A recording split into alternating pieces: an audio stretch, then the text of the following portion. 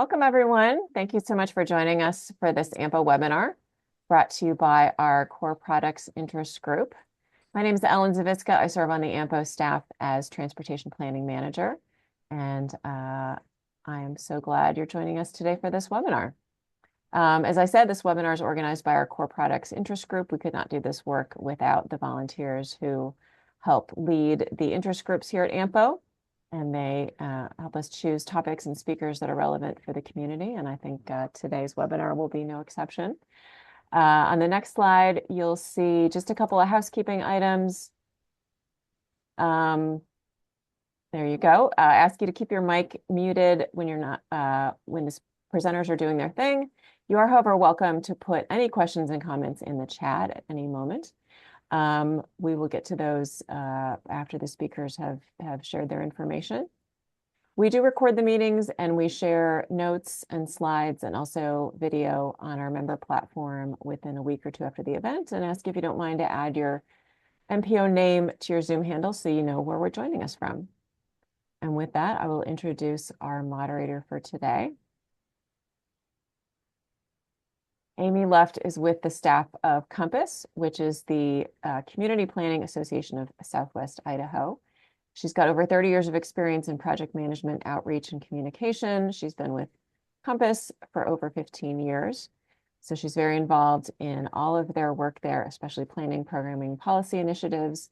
Prior to that, she worked for the Ohio Department of Environmental Quality, easy for me to say. And she holds 2 degrees from the University of Idaho and a master's from Clemson. And with that, I will ask Amy to introduce our topic and speakers. Okay, thank you, Ellen. As Ellen said, I'm Amy Luft with COMPAS, the Community Planning Association, and just want to welcome everyone here today. Good afternoon or good morning to some of you, depending on where you are. I think today's topic is going to be really, really relevant and some great information. For all of us that are in TMAs, transportation management areas, we have to include a congestion management process as part of our overall planning processes. But it's a real challenge figuring out how to develop it, how to use it to its full potential, beyond simply just checking the box of completing our congestion management process.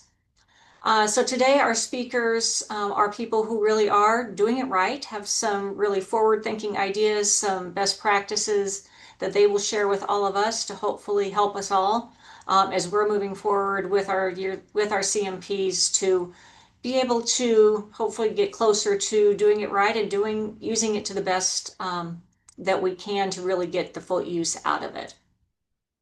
So I'll introduce our 2 speakers. If you can change the slide, there we go. We have Eugene McGinnis with the North Jersey Transportation Planning Authority, and he manages their agency's congestion management process, including accessibility and mobility regional reassessment, speaking of a mouthful. Eugene has a lot of experience not only in congestion management as well as GIS and providing training and technical support. Now our second speaker is, if you can change, there we go, Sangu Lee from the Denver Regional Council of Governments. He is the Mobility Analytics and Travel Demand Modeling Program Manager and has been working with the Travel Demand Model team since the year 2015. And like Eugene, Sangu also has a variety and a wide breadth of background experience bringing all of this to the forefront with the congestion management process. But before we kick it off today to Eugene, I am going to start off with a poll for all of you.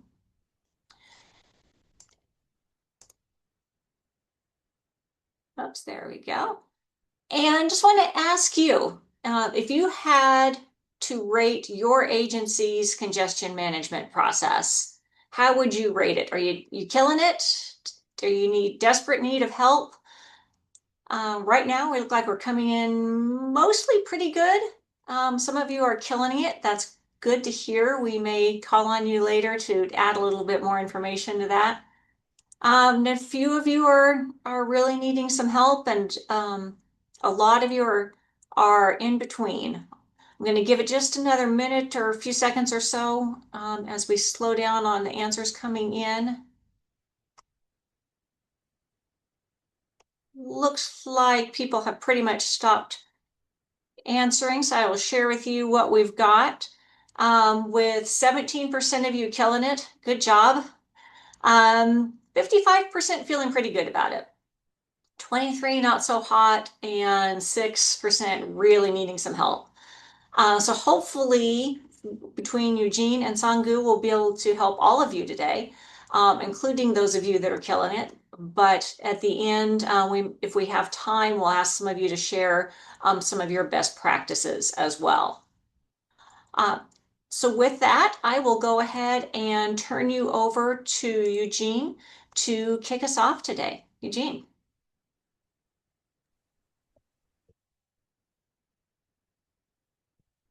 Hi everyone. Hi, can folks hear me? I just want to make sure folks can hear me. Hi, my name is Eugene McGinnis. Principal planner in the Systems Planning Data and Forecasting Group at the NJTPA. So I just wanted to start off with this presentation. Quick outline. We're dealing with context requirements and policy, some data and performance measures, needs, strategies, and findings, and then lessons learned and next steps. Just a quick introduction. Quick context of Northern New Jersey. NJTPA is the North Jersey Transportation Planning Authority. We're the MPO for the North Jersey region. There's about 7 million in the population. It's one of the largest MPOs in the United States. It's one of 3 in New Jersey. It's got about 2/3 of the state's population. It's about 4,200 square miles, which is about half of the land area. It has a dense multimodal surface transportation network and high transit use. It's a diverse, economically vibrant region, very close. It's actually right between New York City and Philadelphia. New Jersey, its proximity to New York City, but New Jersey is the densest state in the country as well. As Amy brought up some basic information about the CMP, it's transportation planning. It's definitely a core product of MPOs. It's basically at the NJTPA, we view it as more than traffic congestion. We see this as movement of people and goods, a holistic approach to quantifying that. It's an integral part of the metropolitan transportation planning process. We manage the multimodal system. It's really deals with a series of objectives and performance measures based on that objectives to find needs and strategies. And it's important to pick very meaningful performance measures. In the lower right-hand corner, you see this federal diagram. This is something from FHWA that I think a lot of folks are familiar with. Analyzing congestion problems and needs and assessing strategies. But the CMP is also connected to clean air conformity and reducing the amount of single occupancy vehicles on the road, strategies for that. The foundations for analysis, a lot of them come from the NJTPA itself in our long range transportation plan. And, what we say is that the plan, the CMP draws from the long range transportation plan, but it also contributes to the long range transportation plan vis-a-vis goals, objectives, performance measures, and targets. It's connected to our regional capital investment strategy and the project prioritization criteria. But we also coordinate regularly, comprehensive and regular coordination, continuous coordination with the CMP working group, which is a multidisciplinary group with our subregions, our partner agencies, NJ Transit, the state DOT, Port Authority, and other stakeholders, including federal agencies and our neighboring MPOs. So we get a lot of input from that group as we move forward with past studies and as we move forward with future studies as well. Also balancing local priorities and visioning and outreach. So a little bit on the data and performance measures. we're looking at accessibility, mobility, and congestion. We want to step past congestion and look a lot at accessibility. We consider accessibility the fundamental purpose of transportation. Folks are, they're not just traveling to and from work with like the basic census determination of travel time to work. People are also traveling to their homes, their homes of their friends, medical care, places of worship. So we want to be able to think about accessibility in a way that's not just home-based work travel. And so we're looking at multiple dimensions that are generally important to the extent that they impact the accessibility. And then, as we mentioned, it supports prosperity, equity, community health, and the quality of life. So this is just a quick chart here showing the connection between our objectives and our performance measures. So we have these 8 overarching objectives like improving accessibility, things like enhancing reliability, addressing bottlenecks, enhancing the usability of public transit is a strong one. But we've looked at different performance measures to support each of our objectives, and then as we evaluate the performance measures, we start determining needs. So this is a quick example of some of the analysis that we did for our needs assessments in our earlier studies, but this from the most recent regional reassessments. This is looking at the accessibility by transit. As you can see, as you go from left to right, the panel increases the amount of jobs accessible within transit, via transit. It increases with the increase in travel time. So within 60 minutes, that's when you have the larger number of jobs accessible. So we're just showing this to show that accessibility varies by mode, it varies by travel time, it varies by distance, it also varies by spatial character of the region. So just moving forward to our needs, strategies, and findings. Basically, the location specificity of needs is something that we look at. We want to look at performance measures, the values that we've recorded for those, establish thresholds that are context sensitive, look at geographic patterns.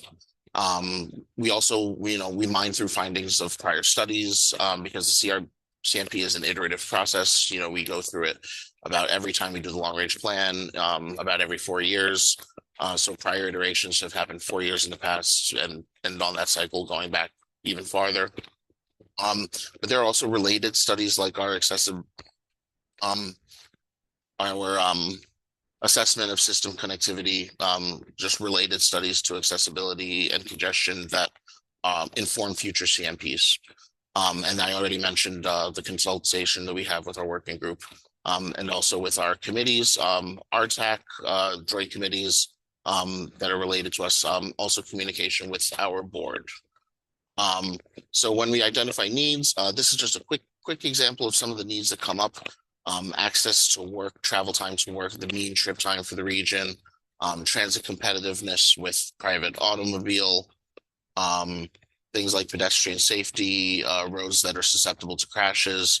This is just a small percentage of the different needs that we've come up with. It's actually more like a dozen or 2 dozen actual needs that we would list in our documentation. But this is just a quick visualization of some of the maps that come out of our needs assessment through multiple rounds of analysis. So then from that, we move to strategies. In addition to looking at location-specific strategies, we've actually come up with implementation guides for the strategies. We group them relatively loosely, things like public transit, land use, pedestrian, bike, and micromobility, travel demand management. And then it just breaks down into individualized strategies to cover these areas. So all of these strategies are actually designed to counteract the needs that we've identified based on our performance measures analysis. So we have a series of profiles, one for each of these, and this, what you're looking at here is not even the whole list. So also this is just a quick example of the screening we've done for strategies to get down to the geographic level. So the end result of this is our final products. So we do this analysis roughly every 4 years. So we have a summary report that comes out with the regional needs and some of the location-specific needs and strategies as they've been identified. And so on a selected basis. We have technical reports that are a little more specific and get more down to the detailed, more local level about more roadway or facility based. Okay, see, folks are gonna start asking questions soon. That's good. So to communicate this, we also had a series of story maps, and we put those in to be able to communicate to the public and other planners. We also have a library system called Prime that helps other planners and practitioners access the data. That's another, every 4 years or so, we input that data to that system. So this is what the story map collection looks like online. And I think one of our members is going to drop this link in the chat. If anyone wants to just quickly run through this either now or after the webinar. This is just like a 10,000 foot view of our findings in quick browsable viewable maps with some succinct descriptions of the research and analysis that was done to arrive at each map panel. And if you can't click that link, it boils down even more simpler to this quick infographic. Some of our basic findings, things like insufficient accessibility to destinations. Accessibility varies, as we mentioned. Need for alternatives to driving and improved access to public transit. Bottlenecks in traffic congestion. Long transit and travel times compared to auto congestion, unreliable freight corridors. Things you would see in a large metropolitan area. Moving, another thing we talk about is the collaboration. Moving from the CMP, as we move from planning studies towards project developments and projects and programs, the CMP side is a bit more generic. Projects are a bit more specific. This collaboration is a key aspect of executing the CMP, and it's all about taking these results from our MPO-based analysis and really collaborating with partners outside the MPO to advance them as projects. That a lot of that is collaborating with state DOTs, making sure future projects are compliant with our CMP, because we want to avoid things like large road widenings. So monitoring existing projects for compliance and advancing new projects based on our CMP are two of the main parts of this collaboration. So then some quick lessons learned. So determining regional needs being more challenging than just assessing congestion metrics. So we grapple with this question of what is a need. Sometimes collecting the data is easier than interpreting the data or communicating the data. That's my main takeaway from managing this project. You want to have simple notes to communicate to the public about the scheme of congestion, because this can get very complicated very quickly, especially when the tools are starting to come up with deeper and deeper insights. So continuing coordinating with the working group about needs, that's an ongoing thing. Evaluating new data sources and products to add to the toolkit, testing them all for rigor and accuracy, that's also an ongoing thing, because even while you're moving forward with one analysis, the tools, they keep changing and improving. So having access to tools for the future analysis is always prudent. Refining the need and strategy layers as needed. That's something we do between projects, between consultants, between iterations. And finally, ensuring the CMP findings support needs identified through other avenues in the metropolitan planning process. So the final thing, the CMP, we're updating that, refreshing and enhancing the analysis, collecting data, reporting on performance measures,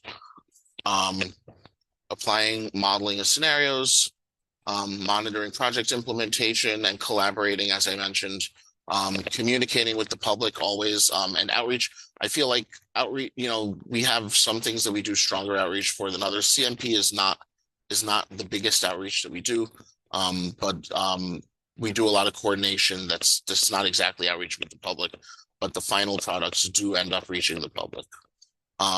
So CMP supporting MPO and partner products, I've touched on that before. Coordinating on planning, pipeline, and project development, engaging the working group. This 3C icon here, I mentioned that also: comprehensive, cooperative, and continuous. And then the connections with the long-range transportation plan and prioritization in the transportation improvement plan. And I'll just finish with this. At the NJTPA, within our approach within systems planning, we always say accessibility is important, context is important, multimodalism is important depending where you are, and collaboration is critical. So that's it for my presentation. And thank you very much. Thank you, Eugene. Just a reminder, if you have questions, to go ahead and drop them in the chat.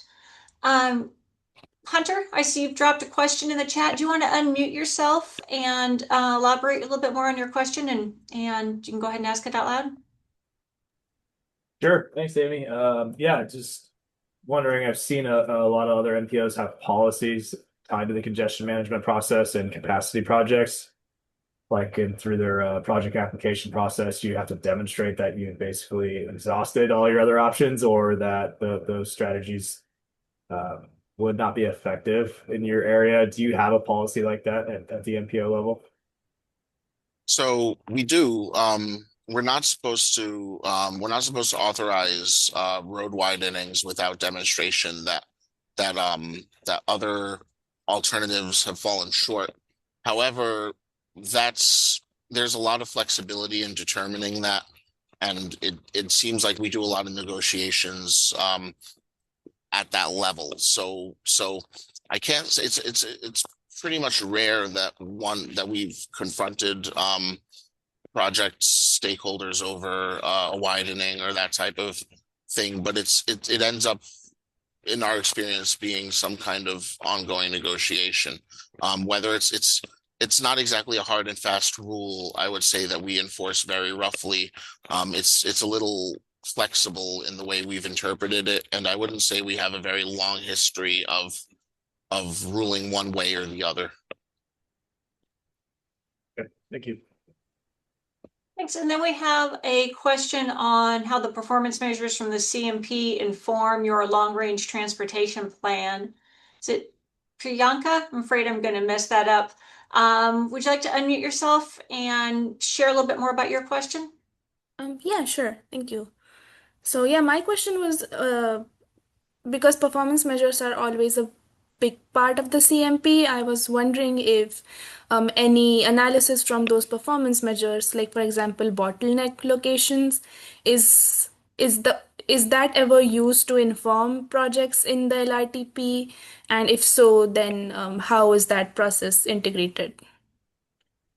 So I would say that the relationship, it's integrated, maybe like semi-integrated, whereas the long range transportation plan will pick up aspects of our findings, and it'll weave it into the chapters and note things in the existing conditions. I wouldn't say that LRTP for us is really a project-oriented document. It's more of a state of affairs. And I would say that our objectives are a little more, they're like a focal point to drive our analysis, and that the LRTP kind of functions as its own animal. It draws from the findings of our analysis, and it restates our objectives, but I wouldn't necessarily say it takes our objectives and integrates them directly into its own, just as a level that we're kind of like an autonomous function within the agency to, diagnose congestion management and pain points. And then it gets rehashed within the framework of the LRTP. But I would say they don't want to overbias their products towards congestion management. So there's this slight separation. Got it. Thank you. Thanks, Eugene. We'll have one more question. Jen Higginbotham asks about whether you propose the specific solutions or if it's your communities proposing those own projects. And Jen, I don't know if you want to elaborate on that a little bit more.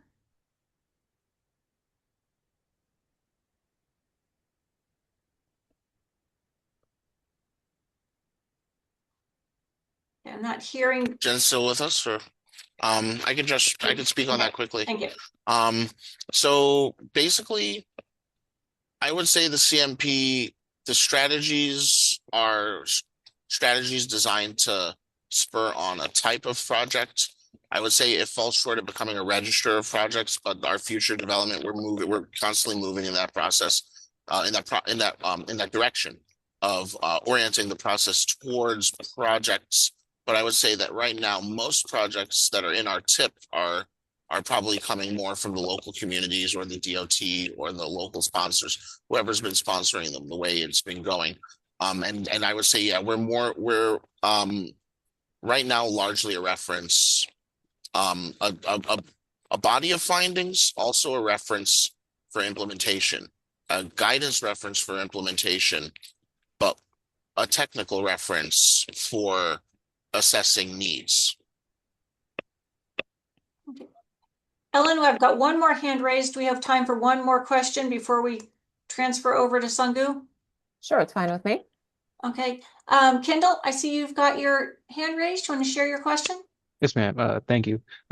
Great presentation, Eugene. A quick question for you. Have you guys Mhm. done a CMP assessment yet, or no?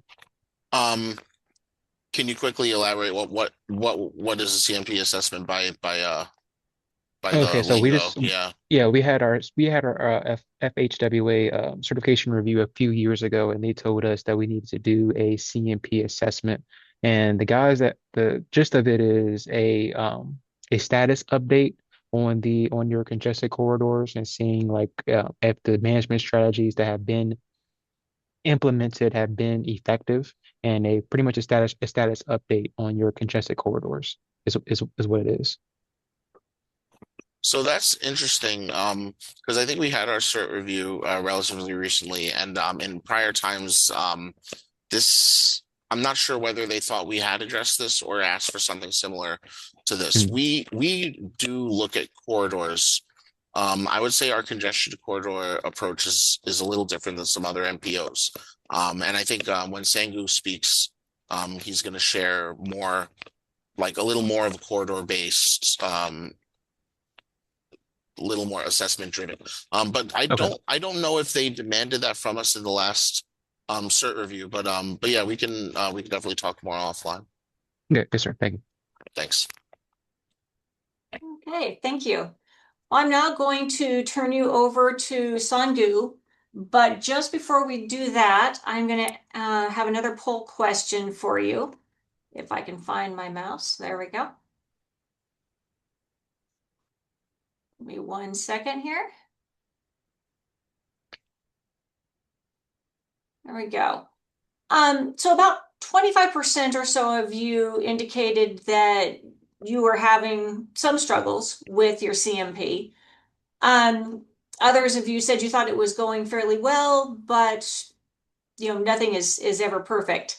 So I'm curious on, as you are struggling, what are the biggest obstacles that you're facing? From insufficient data, insufficient guidance, lack of support for non-capacity projects, just your staffing time, or something else. And if you answered something else, if you want to add what that something else is in the chat, that would be fabulous.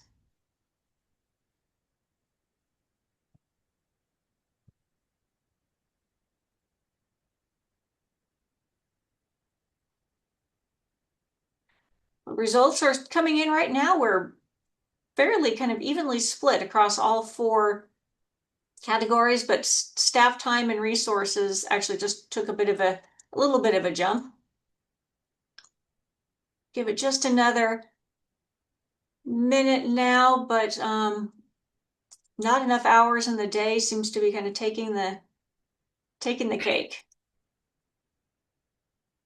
We'll go ahead and share the results. So we've got about a quarter of you struggle with insufficient data and about the same amount with insufficient guidance. Lack of support for non-capacity projects, and then staff time, lack of staff time and resources, or insufficient staff time and resources. definitely rounds things out.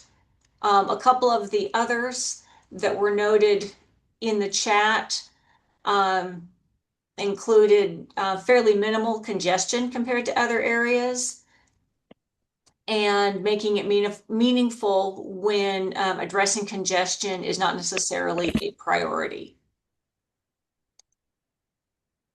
So I'm now going to turn you over to Sangu with the DRCOG, the Denver Regional Council of Governments, to share some of their best practices on their congestion management process. Sangu, thanks. Sharing my screen.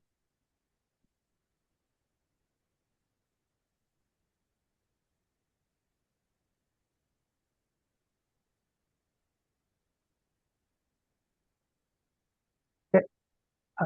Can you see my screen? There you go. Perfect. Okay.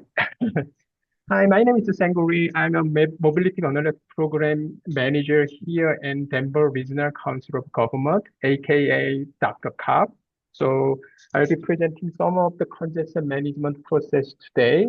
And then compared to the Eugene's presentation, my presentation is more a little bit technical stuff. So because of my main background is a travel demand model and then some stuff for the data analysis thing. So I can start with some agenda, little bit touching about our MPO, Denver Regional Council of Government, and then maybe starting with some congestion management process, and then kind of a more focusing on the analysis, some congestion measure, and then how they relate to the modeling, and then some project evaluation thing. And then finally, we're going to touch some about our annual reporting, what we are kind of things in our annual reporting for the Denver region. So. Maybe starting with some Denver region. So we have like about 3.4 million people in our region, and then it's close to maybe the total population of the state of Utah. And then we have our MPO is like 10 counties and then 58 member government. And then what is the role of the region play? So we have in our MPO has like a regional planning commission and then metro planning organization, and even we have an area aging on aging team. So again, it's a federal, state, and then local municipality thing. So we kind of support and then take lead some regional transportation planning party in our urbanization area.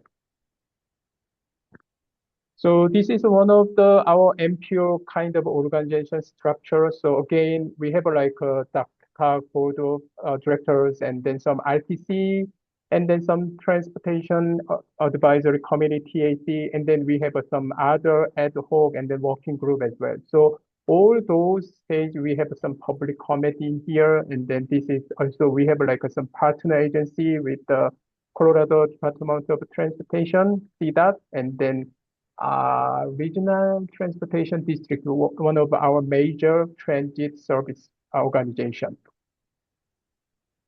And then planning at the DRCOG, we have like a big umbrella for the Metro Vision, which is shared regional like aspirations thing. And then we have also kind of a regional transportation plan, which is RTP, and then some kind of a fiscally constrained transportation plan. And also we have a transportation improvement program is a TIP. So all those are also tied with the regional air quality conformity as well. And then all those kind of process, probably the mobility analytics team program also supports some travel modeling part and then data analysis as well. So we have like a ITP priority, like a couple of maybe 6 categories, and then they have a couple of like a scoring rubric, and then those are kind of our ITP priorities and the section. So this is just the overall kind of our introduction about the DRCOG or Denver Regional Council of Government. So now is moving to some congestion management process. So this is one of the components of the DRCOG process. So it's mainly kind of a database of the roadway attribute, which means, for example, like a signal information and then capacity and then some other thing is all in the one big giant database, and then traffic count, and then sometimes we also using the crash incident as well. So, and then the main purpose for this one is basically we annual report, kind of a report for the annually for the roadway traffic congestion in Denver region. So sometimes we kind of put some narrative because of the during or the before and after COVID, we have a big different travel pattern in our region. So we also kind of include that information in previous reports as well. So this is one of the things we always thinking about. What is the FHWA's like action, and then what kind of thing we can address according to their like federal highways action. So and then all those couple of things is a mobility analytics team, which is MAP is kind of get involved with the cloud, and then maintain CMP network, and then obviously the collect data and then analysis those kind of things. And then we also kind of a little bit touch about like evaluate the strategy effectiveness, and then sometimes using our congestion mitigation toolkit as well. So one of the challenging part is because of our region is kind of change a lot of things. So for example, Colorado has a new kind of a greenhouse gas standard. So and then once those kind of affect, and then basically the CDOT canceled the two major highway expansion projects. So that kind of thing is that definitely affect our congestion management process because of our modeling perspective, and then how they change with or without those expansion projects and things like that. And recently we have some state legislation about like removing zone barrier, like House Bill 1313 is like more like a TOC, like a transit oriented community. So then they removed some parking requirements and things like that. So this is one of kind of challenging parts, but we also kind of monitoring together with our partner agency as well. So this is just a couple of congestion objective in here. I'm not gonna talk about everything, but this is the kind of we always consider and then think about what is the kind of thing we can do for our congestion management process. And obviously, Eugene also touched about that. TDM is one of thing, and then like expansion, how they work, and then things like that. So we have a couple of more, but again, this is the kind of how to, provide all those information to our like funding or the project evaluation, things like that. So there is a couple of like relevant performance measure. So we kind of with a kind of a metro vision, we have like some, for example, like a non-SUV mode shared to work is trying to get to the 35%, and then some other daily BMT per capita is be 23. So this is the one of the thing we always check in for example, like a relevant performance measure for this process as well. So one of our vision zero is basically number of traffic fatalities may be down to the zero, but we have more than 200-ish right now. So,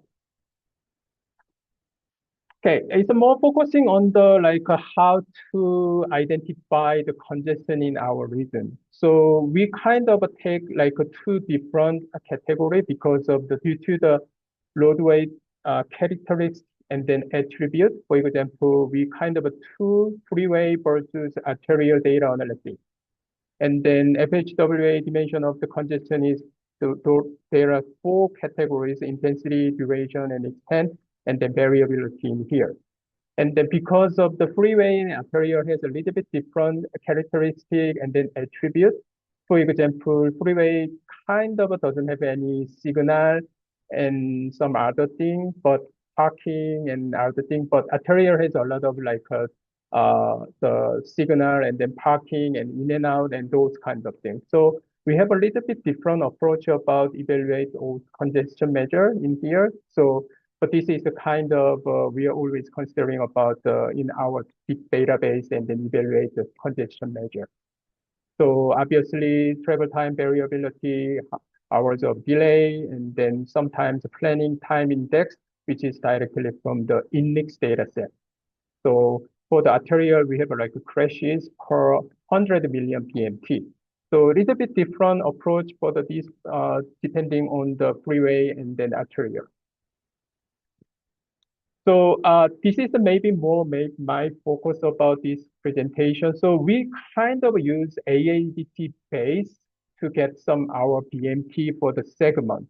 So segment is kind of defined by index and then some other stuff because of we have like a regional uh, roadway system, so tied with all those segments. So this is one of the big efforts before we are starting about all the annual congestion measurement in here because of the how they change average daily traffic in here and there.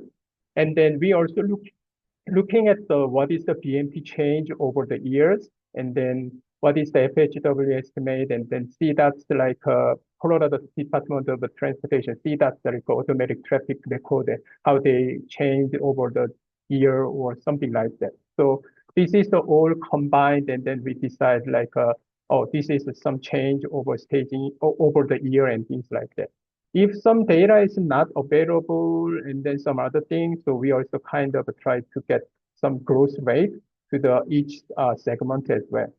And then another piece of important information from the index, especially for the like a delay or the some other actual operating speed and then things like that.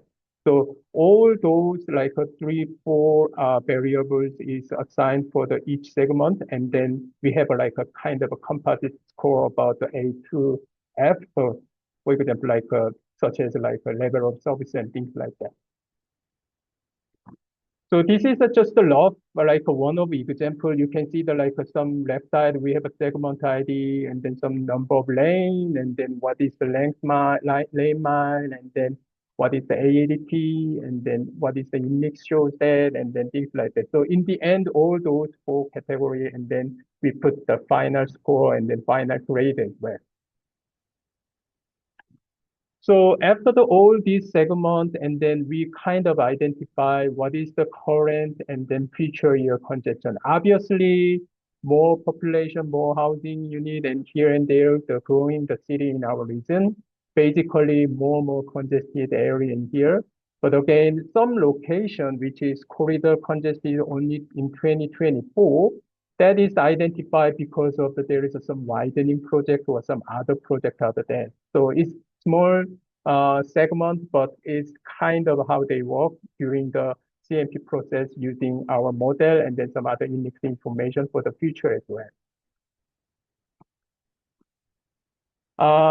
Next one is just how to like CMP relate to the modeling and then project evaluation thing. So it's everything is done by household step, in-house step at this moment. And then obviously the model based the information is put to the big database as well. And then some index information also we kind of message and then to put our database as well.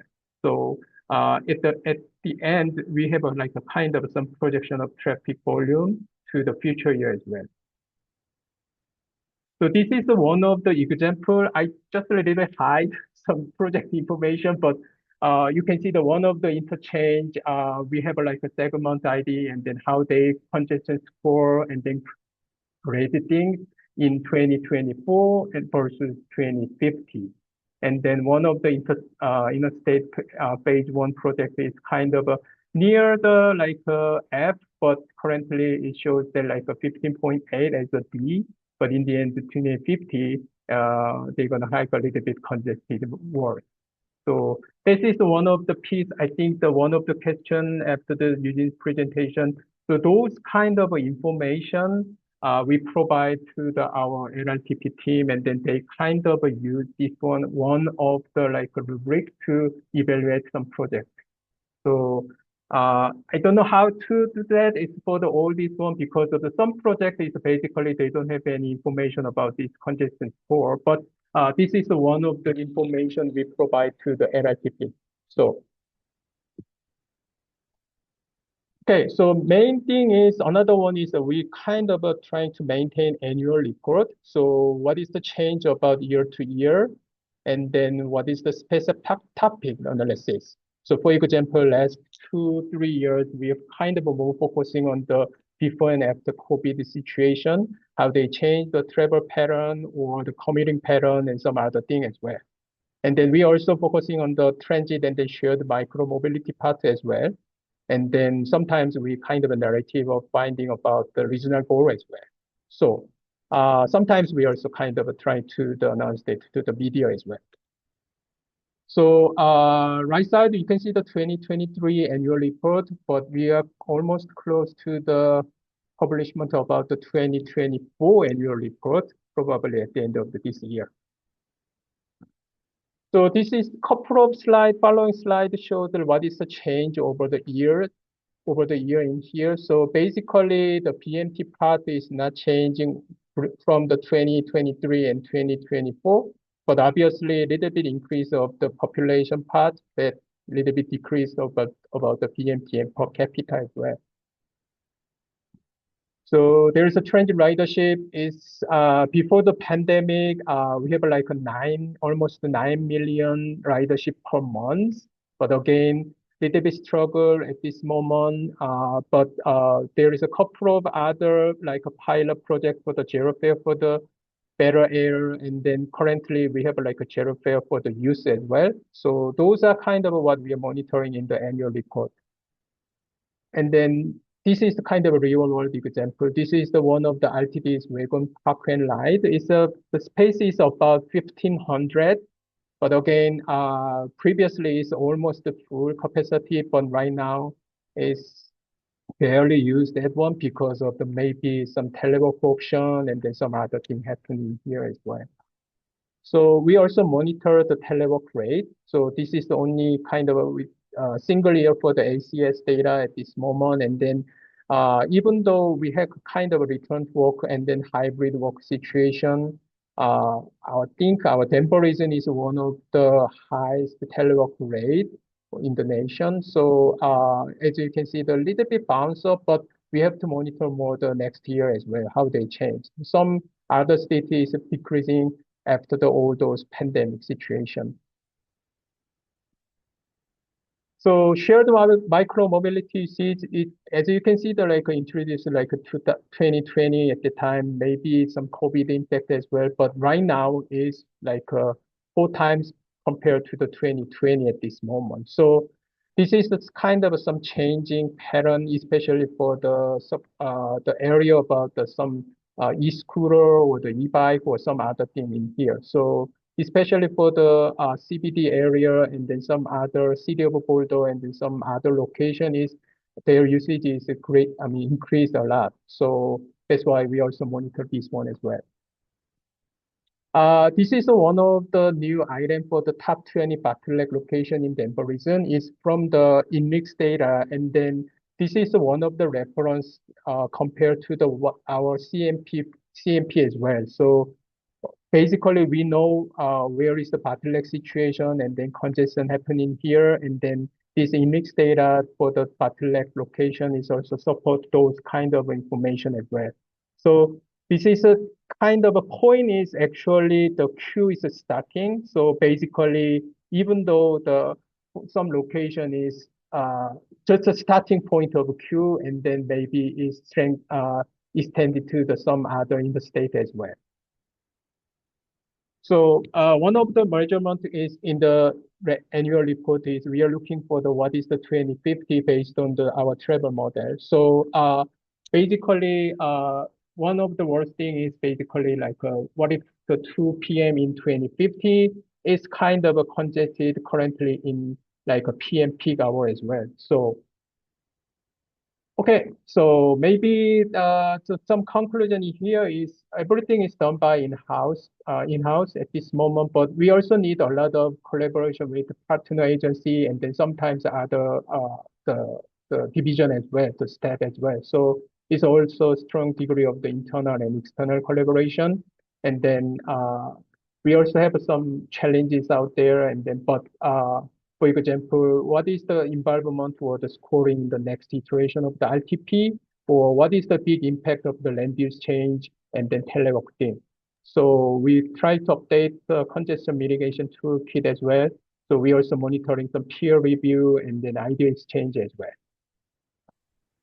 Okay, I think that's all I have this moment. Okay. Thank you, Sangu. We have one question in the chat, and I'm actually going to just share that because it's very similar to a question that I had, and I'm going to tag team them on with each other. The question in the chat was, what are some examples of shared micromobility have you seen an increase in? And then I'm going to add to that, do you have a sense of what types of trips that is offsetting? Is that replacing pedestrians, single occupancy vehicles? Any sense on that? I don't have any good answer to that one, even though we're monitoring a lot of things. So mode shift is one of the challenging part to get that information.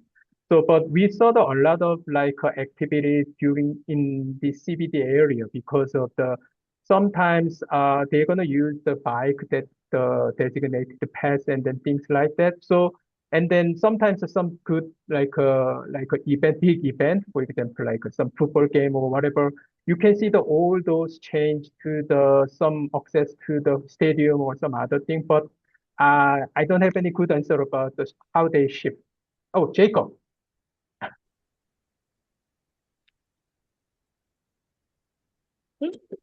Sorry. Hi, Amy and everyone. Yeah, if I could, just to help answer that question, thank you. Jacob Rieger, Transportation Planning and Operations Director at Dr. Cog.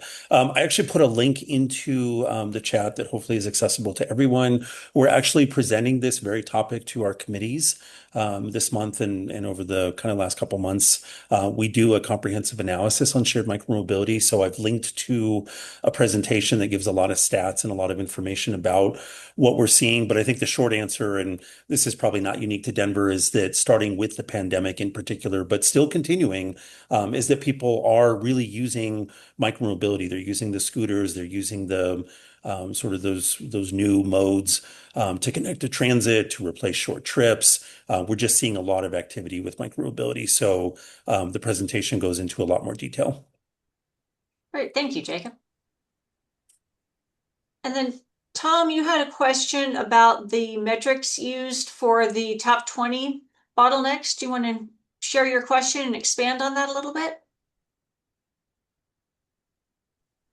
Sure. Yeah, I just had a question on I think the map, there was a couple slides back at the end.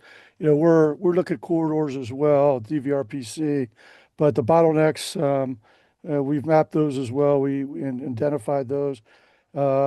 And I just was curious what criteria is being used by Sangu Lee on identifying those point locations, and how do you look at trends every year? Like, how do you monitor? Is it staying the same, getting worse, or some new bottlenecks and then some leave? Yeah, I think that this bottleneck is the first time we included in our annual report based on the index data. There is a couple of tools, and then we kind of try to get some tool from the index, and then there is some like a weekday or whatever, and then this one is basically all day through the month, all years data. They kind of grab and then compile all those information, and then there's a couple of other filter, and then you can see okay, this is something, there is a 2 or 3 metrics index provide. And then we just pick one of them and then provide in here. If you want to see the more details, I can share later about some screenshot or whatever, and then I can connect our stat as well. Yeah, was that the Redis bottleneck tool? Is that the one you were saying? Redis, I think, is it Minute? I think one of them. Yeah, yeah, it's a Redis. Yes, right. Yeah. Okay. Yeah, Yeah. I am familiar with that one. Okay. Yeah. That makes sense. Okay. Thank you. I think we've got time for one more question. I don't see any more questions in the chat. If anyone one just popped up. Hunter asking about being able to analyze how construction events have impacted operations. Do you want to elaborate at all on that, Hunter? Yeah, sure. I just know it's one thing, us being in Boise, Idaho area, we're growing a ton here, and we've got a bunch of capacity type projects. The interstate's been under construction in the last several years now. Have either of you had the time or the data to be able to do any analysis on, first identifying, that congestion's due to construction, and then kind of what Maybe what are some of your strategies around construction zone management? We don't actually implement all those information, but based on our AADT QCQA, so some of the construction roadway is they kind of down or decrease a lot of AADT.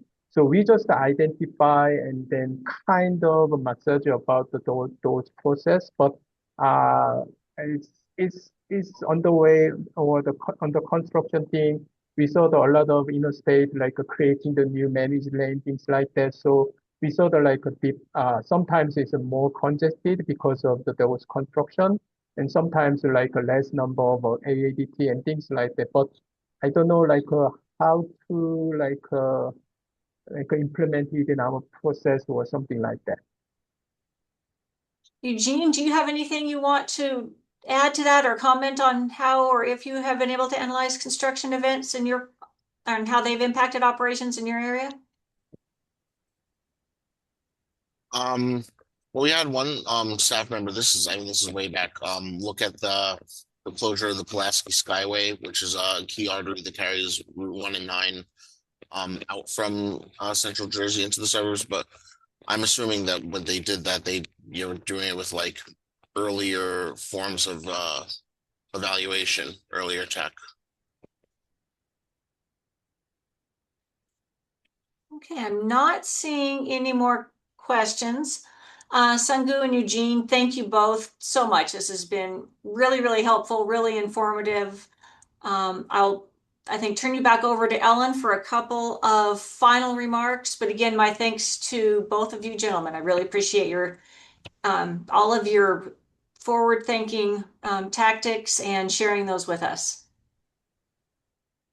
Thank you so much, Amy. And I will double down on those thanks to our speakers. We couldn't do this. We couldn't do these great webinars without people who are willing to join us and share their wisdom and insight and their great practices with other MPOs across the country. So thank you so much to Eugene and Sangu. And Amy, thank you for pulling this all together.